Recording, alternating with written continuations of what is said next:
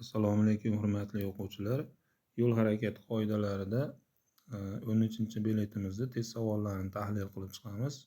Birinchi savolimiz: jihozlangan bekatlari bo'lmagan tramvay to'xtash joylarida unga chiqish uchun qachon qatnov qismiga chiqishga ruxsat etiladi? Ya'ni jihozlangan bekatlar bo'lmagan holatda demak tramvay to'la to'xtagandan so'ng chiqish kerak, ya'ni piyodalar qatnov qismiga. Bu belgi avtomobilning harakatlanishiga ruxsat etadi. Ushbu belgida qayrilib olish joyida to'g'riga qayrilib olish mumkin. Ya'ni bu belgida chapga burilish mumkin emas. Shuning uchun ruxsat etadi A bilan V yo'nalish. Bu yotiq chiziqlardan qaysi biri belgilangan yo'nalishdagi transport vositalarining to'xtash joyini bildiradi? Demak, bu yerda yotiq chizig'imiz, ya'ni 1:17, ya'ni B'dagi ushbu sariq chizig'imiz belgilangan yo'nalish transport vositalarining to'xtash joyini bildiradi. Qaysi transport vositasining haydovchisi yo'l berishi kerak? Bu yerda teng ahamiyatli, ya'ni chorraha, ya'ni tartibga solinmagan, teng ahamiyatga ega bo'lgan chorraha. Bu yerda o'ng qo'l qoidasi: qaysi haydovchining o'ng qo'li bo'sh bo'lsa, shu avtomobil haydovchisi transport birinchi yuradi. Demak, mototsiklning o'ng qo'li bo'sh, u birinchi yurish huquqiga ega. Demak, yo'l berishi kerak avtobus haydovchisi. Chorrahani ikkinchi bo'lib kesib o'tadi. Bu yerda ko'k avtomobil va yashil asosiy yo'lda. Ya'ni asosiy yo'l belgini ostidagi qo'shimcha axborot belgidagi qalin qora chiziq u asosiy yo'lni bildiradi. Ya'ni asosiy yo'ldagilar tengqurli holatda bo'ladi. Ular o'ng qo'l qoidasiga amal qilishadi.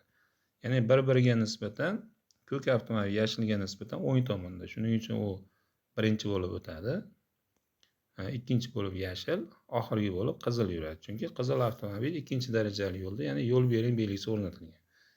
Endi savolda ikkinchi bo'lib kesib o'tadi, demak yashil avtomobil haydovchisi. Tumanga qarshi faralardan qaysi hollarda foydalanish mumkin? Demak, tumanga qarshi faralar deb oldi tumanli farani nazarda tutyapti. Bunda yetarli ko'rinmaydigan sharoitlarda mexanik transport vositasini shatakka olganda, demak sanab o'tilgan barchasidan ruxsat etiladi. Yuk avtomobil haydovchisiga bu joyda to'xtashga ruxsat etiladimi? Bu yerda to'xtashga ruxsat etilmaydi, taqiqlanadi. Xo'p, birinchidan cheklangan tezlik 70 belgini to'sib qo'ygan.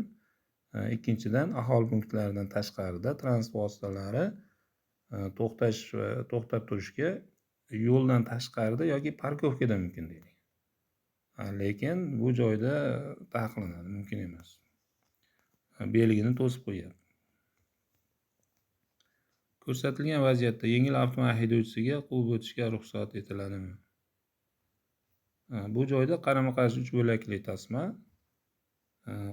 taqiqlanadi. Ya'ni qarama-qarshi 3 bo'lakli tasmada chetki chap tasmadan quvib o'tish mumkin emas. Ruxsat etiladi faqat ikkinchi tasmadan. Hozir taqiqlanadi. Yo'l quruq bo'lganda g'ildirak aylanmay sirpanib tormozlanish tormoz yo'liga qanday ta'sir etadi? Quruq yo'lda aylanmay tormozlanish deyapti.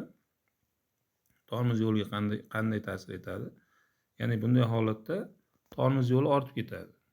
Ya'ni quruq qoplamali yo'lda tormozlaganda g'ildirak aylanmasdan, tormozlaganda g'ildirak blokirovka qatib qoladi. Unda sirpanganda o'sha tormoz yo'li ortib ketadi. Ya'ni bunda to'g'ri javobimiz F3. Yonilg'i tizimi zich germetik emasligi ma'lum bo'lganda haydovchi nimalarni bajarishi shart? Demak, nosozlikni bartaraf etish tadbirlarini ko'rishi, agar buning imkoni bo'lmasa, zarur ehtiyot choralariga rioya qilgan holda to'xtab turish yoki ta'mirlash joyiga olib borish. Yaxmalak bo'lganda shatakka olishga ruxsat etiladimi?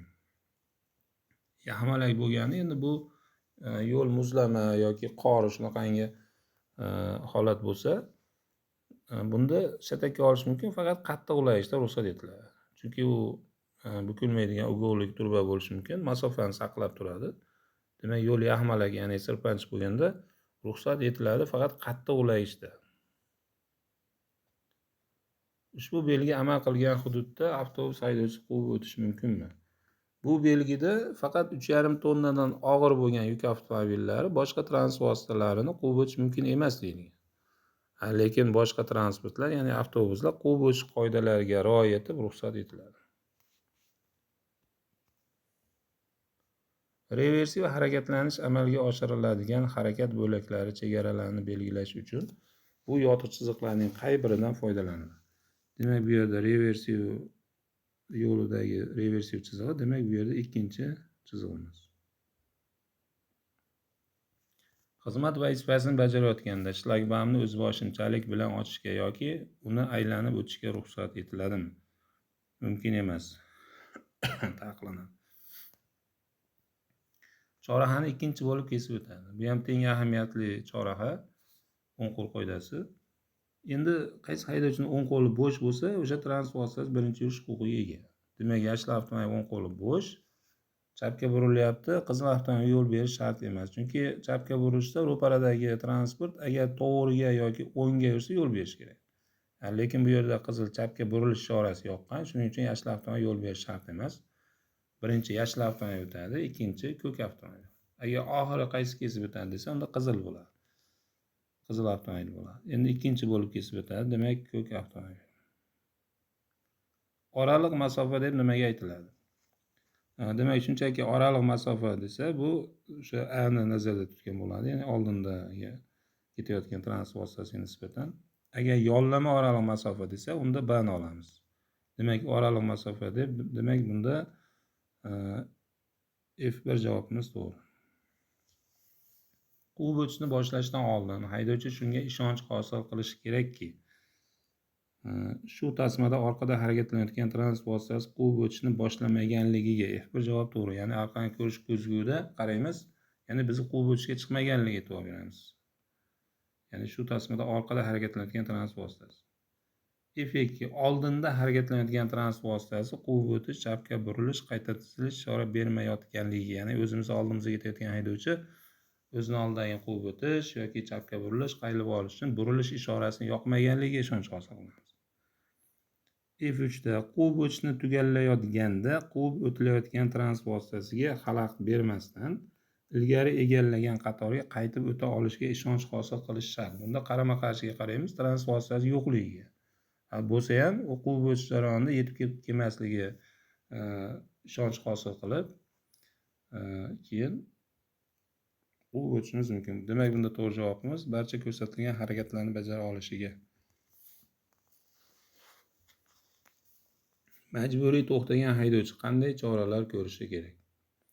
Majburiy to'xtagan haydovchi avariya yorug'i ishoralarini yoqish, agar u ishlamasa, avariya sababli to'xtash belgisini aholi punktlarida transport 15 metrdan, ulardan tashqarida esa 30 metrdan kam bo'lmagan masofada o'rnatish kerak. Avtomobilning qaysi g'ildiraklari sirpanib tormozlanishga ko'proq moyil bo'ladi? Orqa g'ildiraklar. Sanab o'tilgan qaysi hollarda transport vositasidan foydalanish mumkin? Faralar nurining yo'nalishi buzilgan, foydalanish mumkin emas. F2 ishlab chiqarilishi to'xtatilgan yengil avtomobillarga boshqa turdagi va rusumdagi transport vositalarining tashqi yoritgichlari o'rnatilgan. Bunga ruxsat beriladi. Lekin F3 da tashqi yoritgichlar va nur qaytargichlar belgilangan tartibda ishlamaydi yoki ifloslangan. Mumkin emas. Demak, F2 javob olamiz.